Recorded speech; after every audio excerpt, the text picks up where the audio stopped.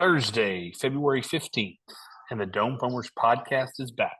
I am your host, Christian Kruger, and I'm here with Neil Mieski and Brian Dorton. And we are just lifelong Astros fans that love to talk about the Astros. So, boys, let's go.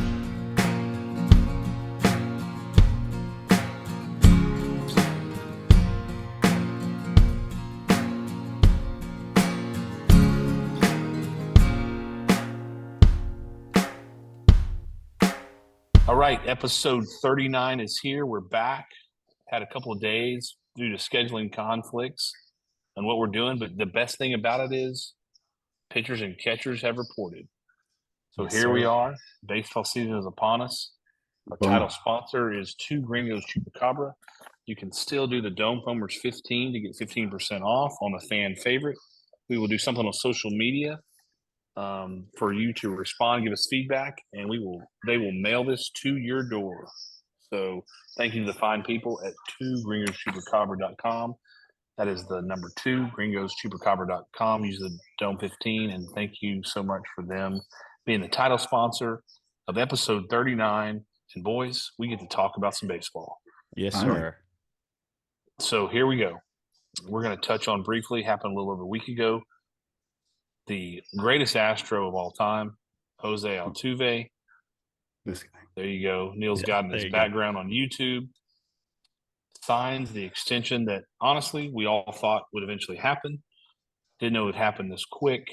He's got one more year under current contract and then extended for a Neil Mieski 5 years for $125 million. How it's broken down. There's some guaranteed money from a signing bonus, and then I think it's much of money in the next 3 years, and the final 2 years there's not as much. But honestly, from a organization standpoint, it's organizational friendly. It's Jose Altuve friendly. I want to get quick reactions and then kind of talk about his place, both historically from the Astros and then all time. So I'm going to throw it to Neil Mieski. So Neil, what's your thoughts? I mean, it's awesome, and in my background, there's two guys, Altuve and then Dana Brown, and obviously those two got together, and there's been a plan. There's been talks to make this happen and make Altuve a lifelong Astro. And what else is there? I mean, what else can you say about how awesome that really is? So there's the reaction is as expected, and making Jose Altuve a lifetime Astro is a really for us Astro fans an honor that we've gotten to watch him from day one, and we will get to see him finish his career and the entire time being as an Astro. We're again spoiled, right? I mean, the Biggio era and the Altuve era. Holy smokes! At the second base, we've been super blessed with that position where many teams struggle. That's just a fill-in spot, and we've been fortunate to have those guys, and even Jeff Kent. I mean, we had Jeff Kent for a couple of years, who, he's no slouch. So, hats off to Dana Brown. Thank you, Jose Altuve. Love it. Jordan? So great. The fact that that is just one piece of the puzzle that we just don't have to worry about. That there's always that but what if that before the contracts are signed, and now that they're here, man, that's great. He's there. Now I did hear some like a little bit of rumbling about, yes, this is very club friendly, but did Altuve leave money on the table type stuff? And in my opinion, which means nothing, but in my opinion, I mean, I think he got a great deal. I mean, he's been in the league for, this is 13th. This will be his 13th season. Yeah, 12 full years. 12 full years. Yeah. No, he's going into his 13th, right? Yeah, going into his 13th season. And the idea was this is going to be a long-term contract, and he wants to stay here. He wants to continue with this team. And could he have gotten a short-term deal somewhere else for more money? Probably. Well, only more money. For Well, I'll let you finish because I got some thoughts on that. Sorry, a couple more.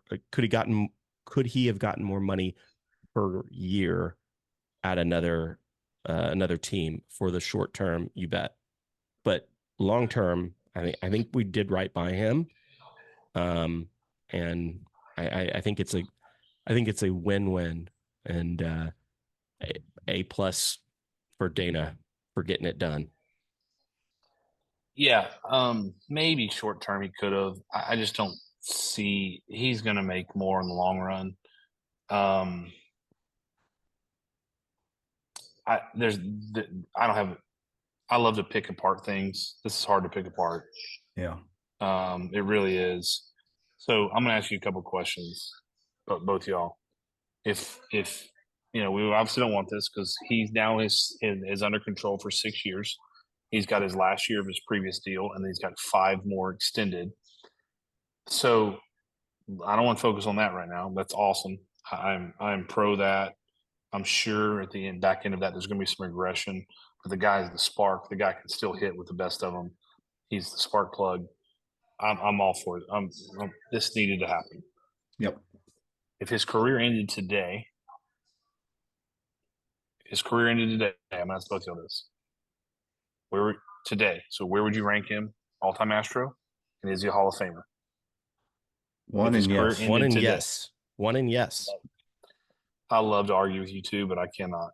So good. Yeah. I mean, there's no guy first ballot. And well, I don't think he's the first ballot right now. No, Jordan, to me and you and to Neil, I'm sure. But I don't honestly, that stuff, there's so many politics that are involved there. I don't care about that. I would put him in, and it's not so much his regular season. I mean, it is his regular season, and then he gets a bonus for what he's done in the postseason. I hate something I hate about Hall of Fame in sports is, well, he didn't do this in the postseason. That should be a side story. Like you should be a Hall of Fame player in whatever sport you're talking about based on what you do on a regular basis consistently. The postseason should be a bonus. Right. And obviously for him, it's a massive bonus. Yeah. So I was just curious. I'm with both of you. I agree. He's number one already. And yes. And the fact that he's got 6 more years, I think 3,000 hits is going to be tough because of some of the time he's missed. Can it happen? Absolutely. But even those numbers don't mean as much as they nearly did. It's just the way the baseball's going. But he's Hall of Famer. Dorton, to your point about leaving money on the table, supposedly, he is the first second baseman to ever make $300 million. Yeah. So that's awesome. Good for him. Good for him. And no one deserves it more. I agreed. He came to, this story is documented, but I'm just going to stay real quick and we'll go to another subject. He showed up at a tryout, was told to go home because you were cut. You weren't going to have it. You're too short. You're too short. Too short, not good enough, not strong enough. Don't come back. He came back and they signed him for $15,000. That's all. That's the legend. And legend. I'm glad. Can you imagine if he didn't come back? Yeah. Yeah. This is pro Altuve, so awesome. Anything else you want to touch on before you change gears? I'm glad it happened. So what does that do with Bregman money? Yeah, great question. So I was listening. Shout out to Sirius 84 I have Sirius. I listen to all the time, taking the kids to school, sporting events, whatever. Major League Baseball radio. Robert Ford, who's on the Astros, what is it, radio? One of the radio announcers, said they asked him the question. I had happened to listen to an interview. They said, "Were you surprised by this?" And he said, "No." And here's why: the Astros as an organization and Jose Altuve as a player slash person entity were so close on what they perceived his worth or value was. And they said that's why everyone always thought the deal would get done, because they were very similar into what, from, past resume, what he's done for the organization, where he's going forward, age, all that stuff. He said Bregman and the Astros organization, to his knowledge, are so far apart. Now, there's a year, but he said from his knowledge and what he knows, it's night and day compared to where Altuve and the Astros organization was. So got it. Interesting. Kind of anonymous, very interesting. Doesn't mean it can't change, right? Yeah. Sure. I think that's interesting. I think they're two totally different players too, though. Oh, as far as, I mean, so to lump them into the same category probably isn't fair. And I don't know, Brian, you may have been asking this, like, what does the signing of Altuve's financial situation impact the financial impact on Bregman? I mean, was that somewhere's in there, or did I misread that? Yeah, no, like did we dip into any coffers that were possibly assigned for Bregman? Right. That could have been assigned for Bregman. Right. Yeah. And I thought, who knows? Yeah. Really, in my mind, I kind of felt like, not that we stole Altuve in the signing, but I thought it left us enough room to still maneuver. So, I don't, and not necessarily for Bregman, but still left us some room to. There's so many variables. Like, I mean, right. And we probably don't have time. We honestly, we probably should spend a whole podcast on breaking that down. That's a great question. I as of today, February 15th, episode 39, I think there's a greater chance we sign Tucker than we do Bregman. Kind of getting the feel that way. It really is. From tea leaves to, talking, reading, and even the fact that it's 2 years for Tucker and 1 year for Bregman. So there's going to be more pressure on the Bregman contract, which you still have. We've talked about it, right? You still have the Fromber thing that's going to be overhang, which we'll get into a little bit of that, at least pitching wise, here in a minute. But yeah,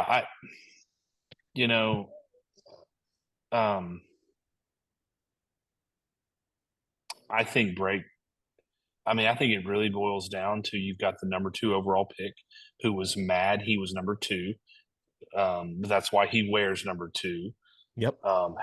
Incredible college player, one of my personal favorite Astros of all time. Yep. I know you guys think highly of him. He's a golden year Astro compared to someone who was told to leave and don't come back and showed up the next day and signed for $15,000. Like, there's just there's just different mindsets. And Neil's point's right. It's not the same. Even current state's not the same. But I think it's going to be tough to re-sign Bregman. I really don't. I've thought about the options and what we would do next year without him, and it's not pretty right now. It doesn't mean things can't change and we sign a free agent, but it's not pretty. So what's interesting, and this is a and I've been thinking about this for a little bit now, but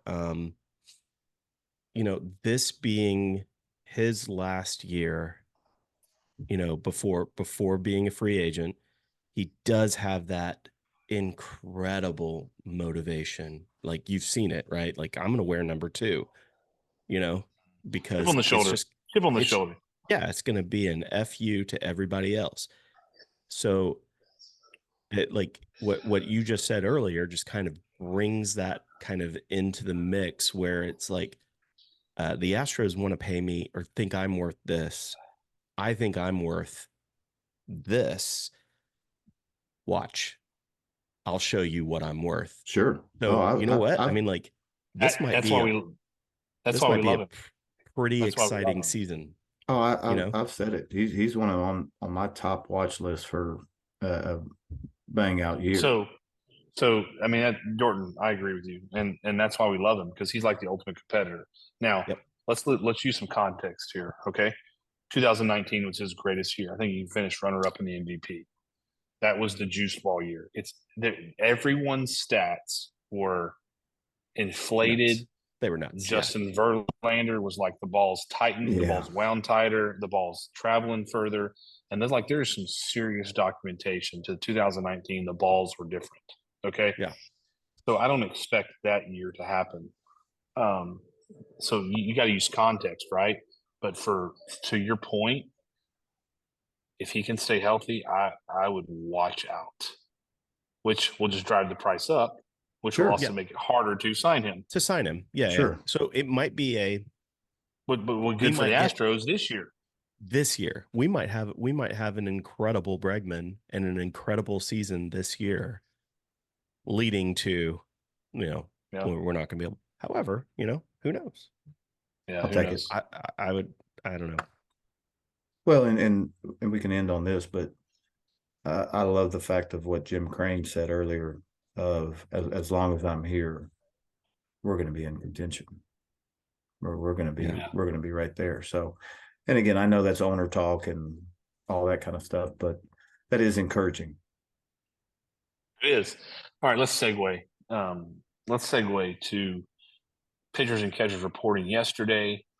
I listened to Joe Espada and his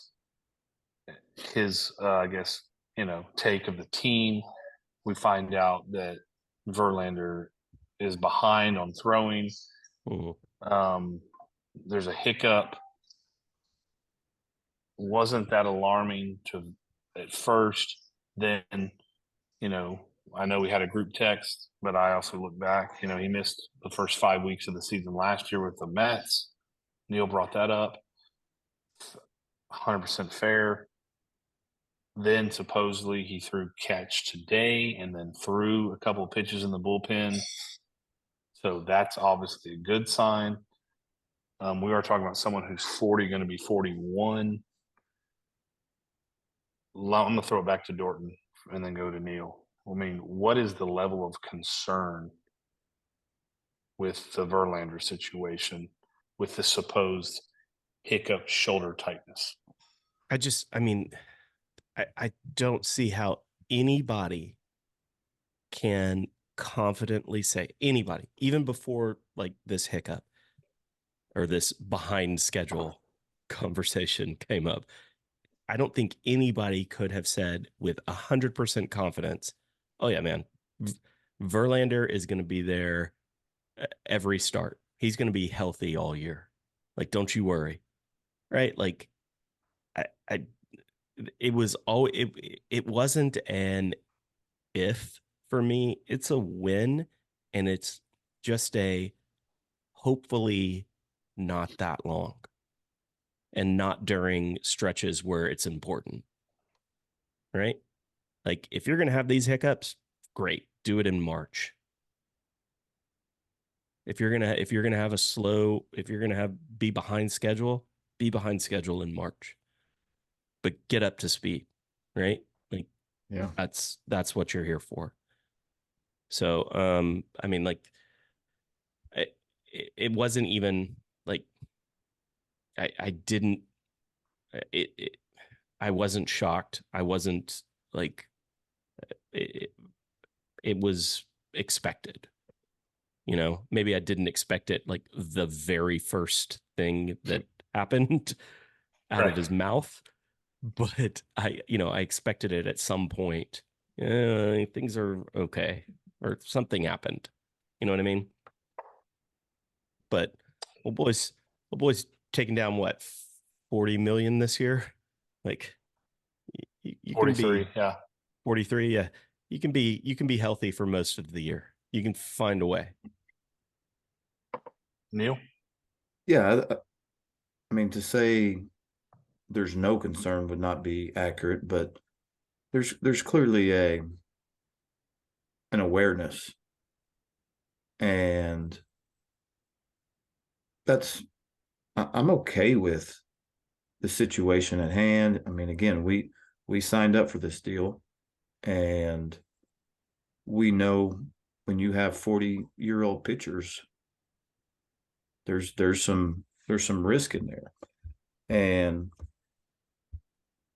we really signed this guy for last year. In my mind, we signed Thank him. you. That's exactly what I was going to talk about. We signed him for us to have a chance to win it all last year, and obviously didn't play out.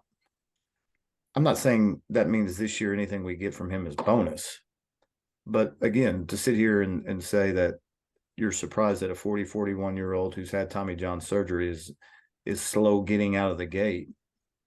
Well, yeah. I mean, now okay, I get it. And like we talked about in our text, he sure did start off slow last year and still turned out to be okay for us. Yeah. And so I'll take it. I mean, I'm fine with the slow start. I trust what he's saying. If it was worse, I think they would be saying it's worse and throwing up some red flags. So I don't get that feeling. I just feel like he's 41 years old and his damn arm doesn't get ready as fast as it used to. Okay, I get it. I mean, not a huge deal in my mind. Still, him not being there is a void that we have to fill. And so, who is that?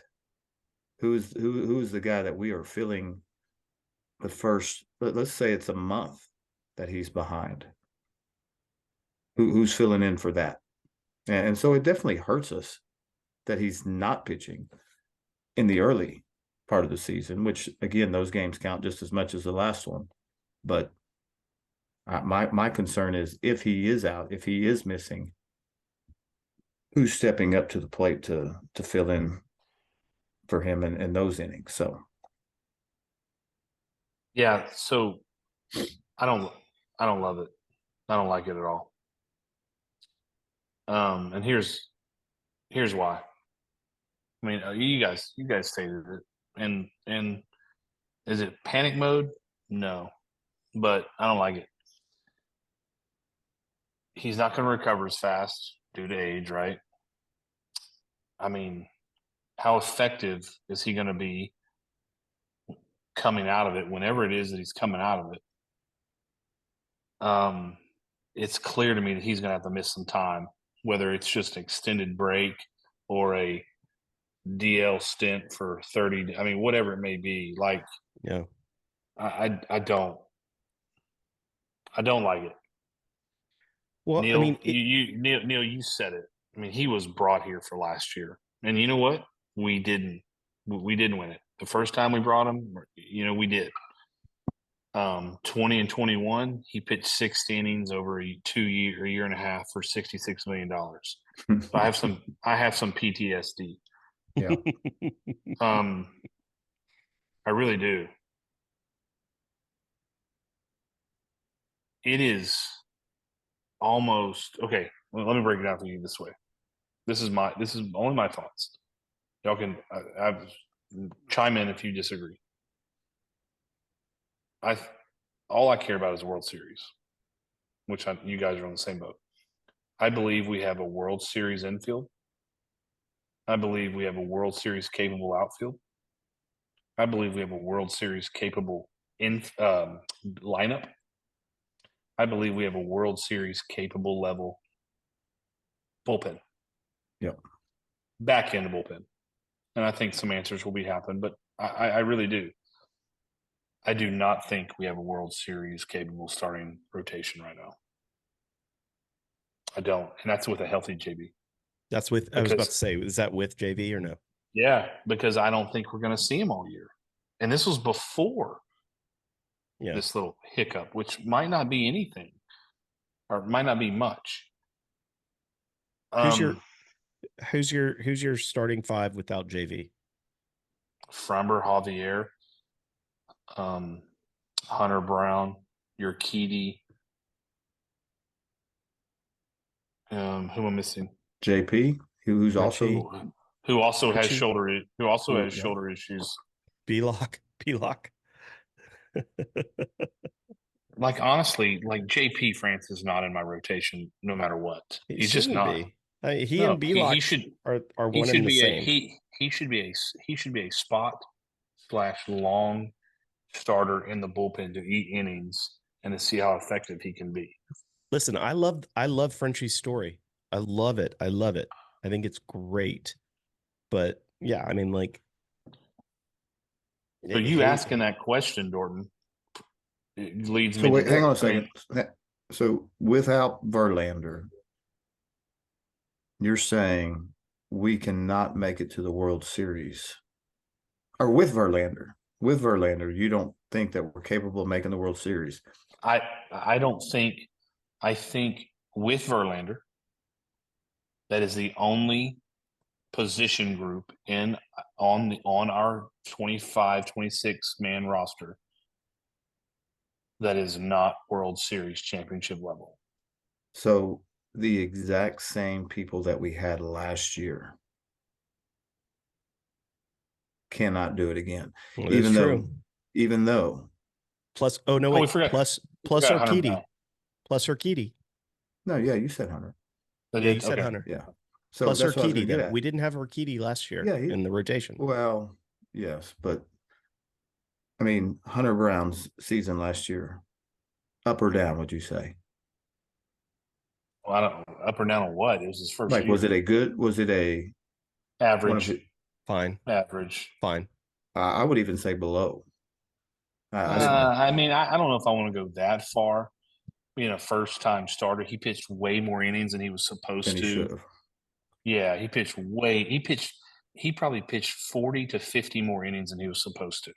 So going down the same power rankings wise, he's better than Javier. No, he's not. Yeah, I mean, like, yeah, I'm looking at it right now in a power ranking. Man, I don't know who does those power rankings. They're wrong. Fangraphs. So my point is, pretty good. I don't feel like when we look back at last year's starting pitching, I don't feel like we had a team or starters that was World Series worthy. That agreed. Fair. And we went to Game 7, and so if those guys have grown and matured and perform above what, again, I think was average to below average, inconsistent. We'll put it at that. If they can develop some more consistency, I'm not saying we have the best pitching staff in the league. I am not saying that. I am just saying we've got guys that know how to battle and win games, even when they don't have their best stuff. Now, we pulled. I mean, be like Blanco, Frenchie. I mean, we pulled some rabbits out of hats to kind of get there, and it's always better to not have to do some of that garbage. But again, I don't feel like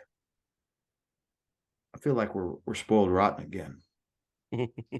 I mean, no, Neil, you say that all the time, and you're right. We are, but we need to extend this window of being spoiled rotten / golden era as long as we can. You said down year for the quote unquote staff. Are you sure everyone's going to have a better year? I'm not. No. Yeah. Some are. No, I mean, I agree. What it screams to me is we need to go out and get a starter. Yeah. And there's three starters out there, in my opinion. And they're all going to cost different amounts. And I'm over talking about, Crane impressed me signing off on the Hader deal. So I'm not going to talk about luxury tax, because if he's willing to do that, he's willing to go even further. There's Snell. Yep. There's Jordan stop. Montgomery. As far as I'm concerned, you can stop.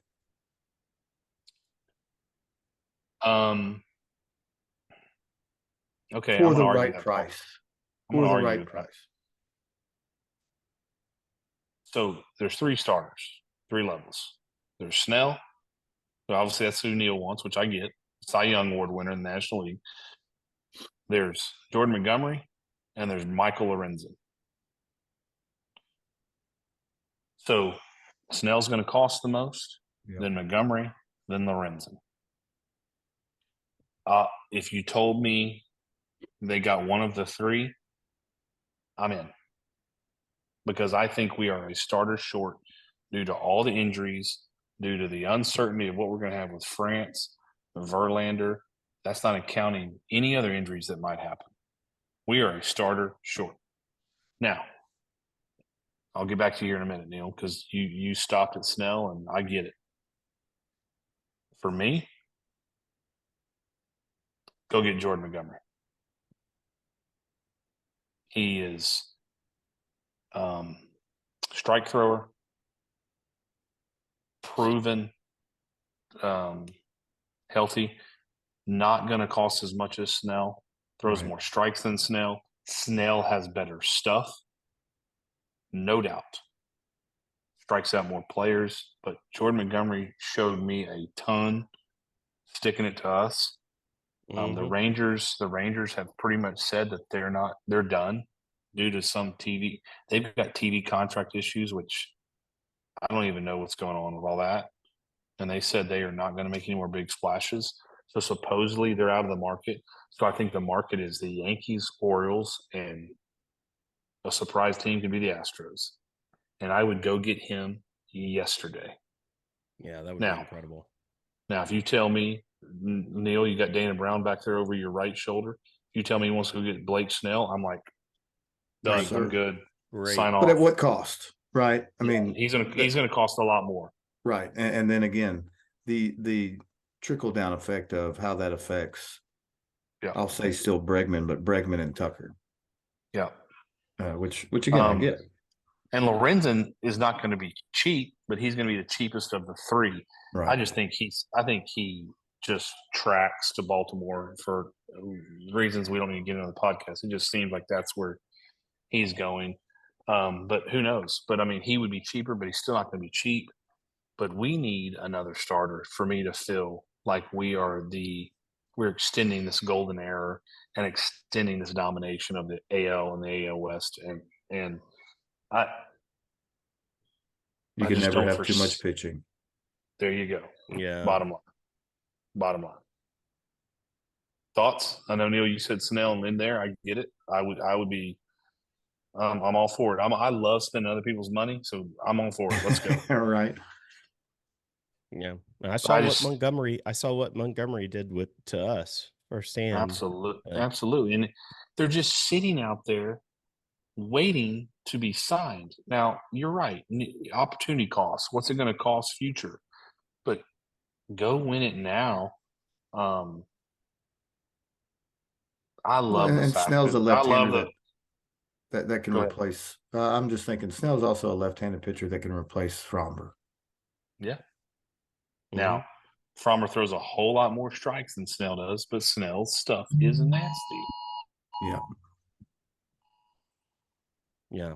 Agree. Totally. But I would be, I mean, if we went and got Michael Lorenzen, I'd be like, love it. Sure. Because he's going to eat innings and he's probably number 3. Give me another arm. I mean, yes. We're not being picky. But like you said, if you give me a blank, Jim Crane's checkbook. We currently are a starter short. Agreed. With a healthy 80% of the season, Justin Verlander, we're a starter short.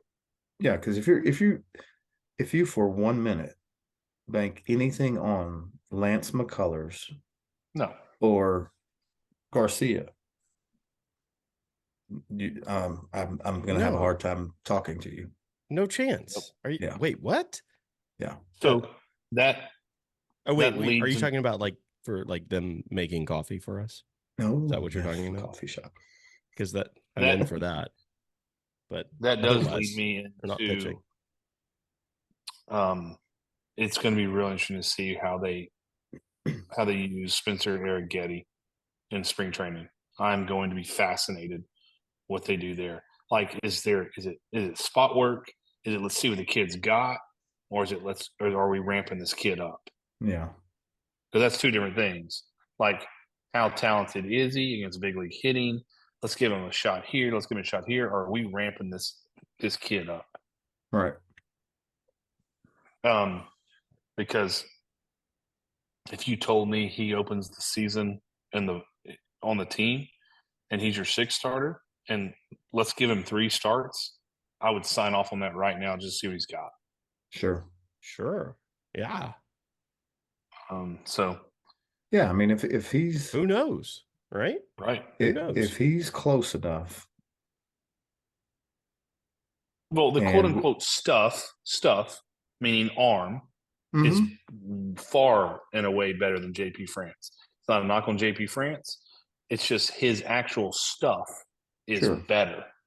Now, does he need more years in the minors? I don't know. We'll see. But yeah, it's going to be fascinating to see. The more innings he pitches, the more they're ramping him up to be on the team if he's successful. Yeah, that's what spring training's for, right? Yep. Well, it'll be clear how usage, right? You're right. Spring training is for that, but spring training is also to play a bunch of the minor league guys, give your lineup a rest. Like if there's a plan and you can see the plan, that means they're getting him ready to be in the rotation to start and see what he's got. Yeah. Okay. Anything else? I'll touch on that. All good. Yeah. Okay. To stay on the pitching side, and let's just talk about it real quick. It's clear Joe Espada likes rolls. It's clear that he likes rolls. He supposedly met with Presley and Hader Tuesday because they reported Wednesday and said that Hader was going to be the closer to start. I personally love it. Hader, saw his interview. Hader was great, very professional. I did not see Presley word for word. I did read his comments that he was surprised. All I'm going to say is, how are you surprised when the person they sign's ERA, and ERA is not the end-all be-all anymore. However, with relievers, it is a little more important than starters. Hader's ERA is 1.28. Yours was 3.58 last year. So you're talking about a massive 2.3 runs difference. Now, I mean, were you really surprised? Really? Were you surprised that they signed him? Or are you surprised that he's the closer? Because I also there should be no surprise who's the closer is.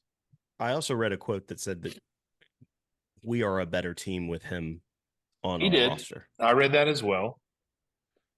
But I mean, are you really surprised that he's named the closer? You shouldn't be. If you are, you shouldn't be. Right. You're saying Ryan Presley said, and he was quoted as saying, "Yeah, I'm a little surprised that Hader's going to be the closer." Yes, he was surprised at the conversation, and surprised that Hader was named the closer. And he did say Dorton's correct. You know, you get bits and pieces from these interviews, right? Yeah. He said that we're a better team with him, and I'm glad he's here. But he said that he was surprised that he was named the closer, meaning Josh Hader. I'm going to need to Their see. ERAs last year are the difference of 2.3 runs. I'm going to need to see the context of that before I really. I mean, if it was a poor, pitiful me, that's a problem. Ryan, look, I doubt it was that, but it was a little. Again, I saw Hader. I didn't get to see Presley, but I read what Presley said. I think it was more like, Yeah, I'm a little surprised he's already named a closer. Like, I'm not. The guy is one of the best closers of all time. What's there to be surprised about? I think you're actually Presley. I think you're actually going to be a better pitcher in the eighth inning Yeah, maybe than you so. are as a closer. But that's news that was circulating yesterday and today. Interesting. We'll see. But I am very happy to have some. You said it perfectly. Defined roles, and like there's not even a question anymore. Who's going to be a closer? Are we going to have two closers? Are we going to have three closers? Yeah, Like, what Espada are we said going to be that. doing Like, here? Espada said that he wants roles, which I think that's good for, even though he's been groomed, being a manager. Dude, look, I mean, you have Josh freaking Hader. He's Yeah. not going to be your setup guy. Yeah. And honestly, like, and Neil, you make a great point. Context, it always matters. So that's why I said I didn't get to see Right. Presley, like see his body language, see him say that. I read it, so I'm Right. giving him the benefit of the doubt. But like, do you want to put your numbers up against Brian Abreu's? Because I can move you to the seventh inning real fast. Right. Like, Yeah, I mean, closers are freaky dudes. yeah. They've got a mentality, and I'm okay with him wanting to be the closer and not being. I'm okay with that competitive edge. Yep. But to be in front of a microphone and say, I'm already questioning the new manager, and we're a handful of days into spring training, that's a little concerning if that was the origin of that. Well, for the sake of time, I'm only using one stat. Again, I I'm not clarified disagreeing it's with you. no, I know you're not. I know, but I mean, it's not like the end all be all, but it is more important for relievers. We're not talking 128 to 228 or 278. We're talking 128 to 358. Yeah. Last year. It's not even close. No. I'm glad he's the closer. He should be the closer. And you know what the amazing thing is? If there's issues, you can move them around. That's the thing. That's the thing about having him here. I mean, I'm not convinced Brian Abreu isn't the best of all three of them eventually, but Right. we don't know. We don't know that. As Jordan says, we got to wait till game 3. We'll find out game 3 how Abreu is doing. So, anything else you want to touch on there before we go to our last kind of quote unquote topic? Yeah, go ahead. Speaking of that, just real quick, do we know has Stanek been signed by anybody? Like, are we still in any kind of interest there? Just to have one more piece in the arsenal. Fair point, fair question. I haven't heard anything that they're talking with him because they did talk to Neris. I haven't heard anything. Doesn't mean just usually stuff trickles out if they're at least having conversations like they did with Hader. Remember? Yeah. So I wouldn't assume so. I find it hard to believe that he hasn't been picked up or he hasn't been signed by somebody at this point. What's him and his agent asking for? Yeah, what are they asking for? Yeah. Mm-hmm. I mean, Cody Bellinger, Blake Snell, Jordan Montgomery, Michael Lorenzen haven't been picked up yet. Yeah, that's you know what I mean. Like, you just yeah. Real quick, I need to do a little homework on this, but it really seems that Bennett Sousa, is going to be in the bullpen, a lefty. Mm-hmm. Yeah. We picked him. I don't even remember how we picked him up. He was with us last year. But it really sounds like he's going to, unless he just craps the bed in the spring, that he's going to be in the bullpen. I need to do a little more homework on him because obviously he hasn't been in the organization very long. So I need to learn a little bit more about him, do a little research, but it really sounds like they're going to give him every opportunity to be one of the bullpen pieces. We did, just FYI, we sent international money to the Padres for a Cuban outfielder. I know nothing about him. Dominican Republic. I don't remember. I don't know. I So saw that's something just, about that. yeah, I don't know what that's about. Anything else you would touch on before we touch on our last segment of the podcast? I went to the Houston Astros website and I see visually the Ryan Presley discussed Josh Hader's spring training. Body language fine. He does go, yes, I am a little surprised, but he squeezes that inside of saying everything the right way. I'll pitch whenever the phone rings. So he's saying the right things. That was squeezed in there. It's going to be a fun time, and he seems like a great guy. So I'm excited. I think it's fine. I feel a little bit better. Visually seeing it. Yeah, I do too. Because he got no times, no baby back bees back in that bullpen. Right. Okay. Well, my last thing, and this is just me being me. Major League Baseball Network does position rankings of every position on the baseball field, from starting pitching, closers, setup men, catchers, first baseman, every position on the baseball diamond. Yeah. I haven't caught them all. Some of them I like, some of them I disagree with, but that's part of it, right? It's why they do it. Talking points. I got a real problem with right field rankings. Real problem. And here's why. They do a top 10 list. Mm-hmm. They ranked Kyle Tucker 4, which just seeing that, I'm like, 4? I don't know if I can name better? Right. Obviously, number 1 is no doubt. There is no gripe. Anyone has a gripe with number 1, just go away. Let's not have this conversation. Talk. Ronald Acuna Jr., MVP, freak, 35, 40 bombs, 70 stolen bases. Just stop. Okay? Yep. Done. Number 2, Juan Soto, who for the last couple of years has played left, is one of the worst defensive outfielders there is. Now, hold on. If you want to tell me that he is a better hitter than Kyle Tucker, I will say, okay. Debatable. Yeah. I think it's even debatable.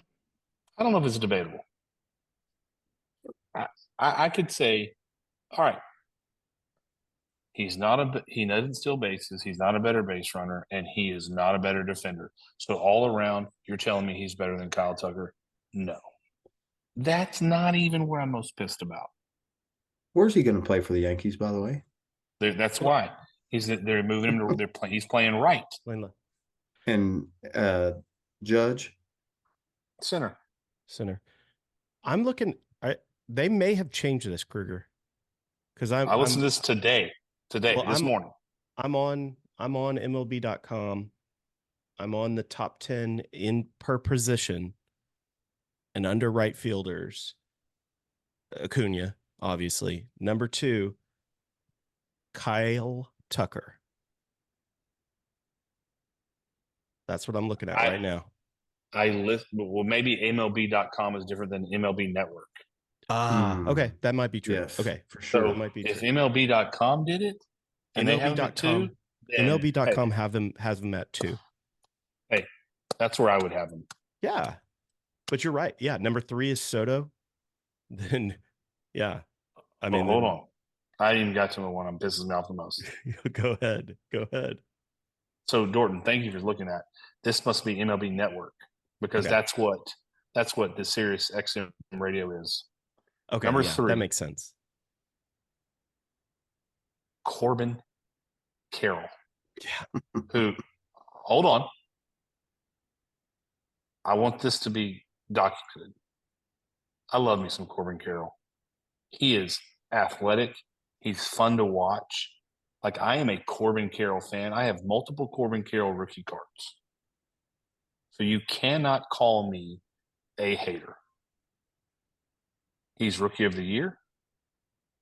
He's done it One time. one time. Mm-hmm. There is no proof that he's going to back it up, be better, be the same, be worse. The book is out on him. Pitchers are going to pitch to him more. He could be a phenomenal player, and I can come back on this thing and be like, I was wrong. You're going to tell me you're going to put Corbin Carroll before Kyle Tucker, who's done this for how many years? Yeah. That's a joke, man. That is a joke. It's a joke. I mean, if we'd It's only recent- had some it's experience recent- with somebody who was like, World Series MVP and then struggled their second year. 100%. It's recency bias, and I hate that so much. And I am a Corbin Carroll. I would take Corbin Carroll on my team before Juan Soto. He's fun to watch. Tomorrow, I would take him. Yeah. But I would go had to get that off. I would go with 8 guys before I take Juan Soto. No, Me thanks. too. But I'm just this? trying to context. Yes, I'm with you. How about this? Can you name the 3 positions? There are only 3. You name the 3 positions that don't have an Astro in at least one of the top 10. Yeah, I said that. At least one of the top 10. First base.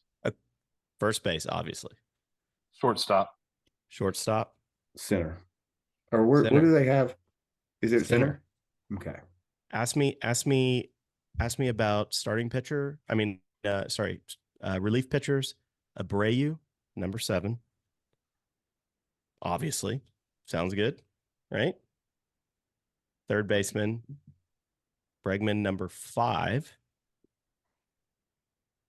Okay. That's Probably. that's a pretty good spot for him. I don't have many arguments there. Second baseman, Altuve, number 2, to Betts. Only because they moved Betts there, which whatever. Right field. Now this one has Tucker too. Right. That's MLB.com. Good for them. Because that's where he should be. Catchers.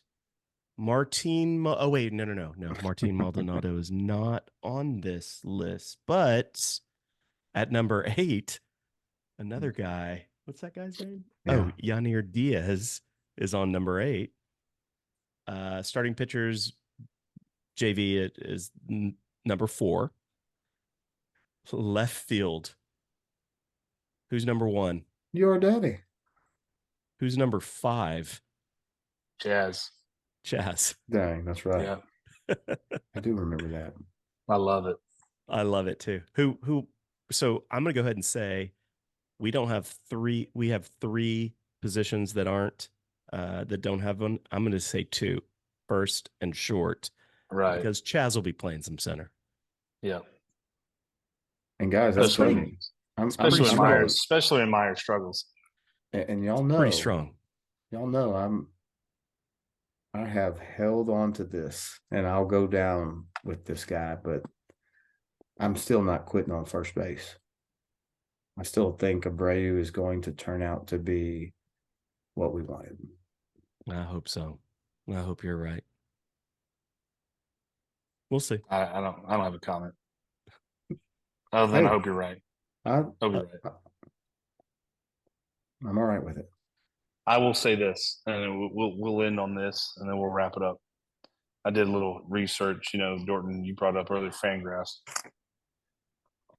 I fully am aware that Yanier Diaz is going to have struggles because he's going to be catching a lot.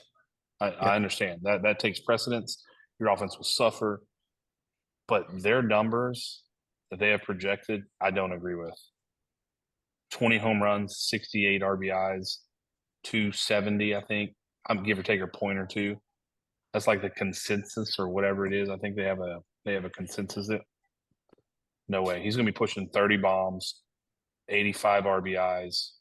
I don't know. I do feel like there's going to be some some struggles, but at the same time, they can rest him. I am going to say this.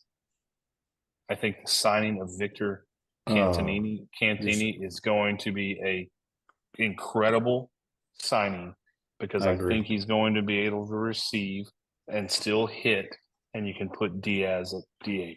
And I think it's going to be a hell of a signing. If you weren't going to go there, I was going to finish that off.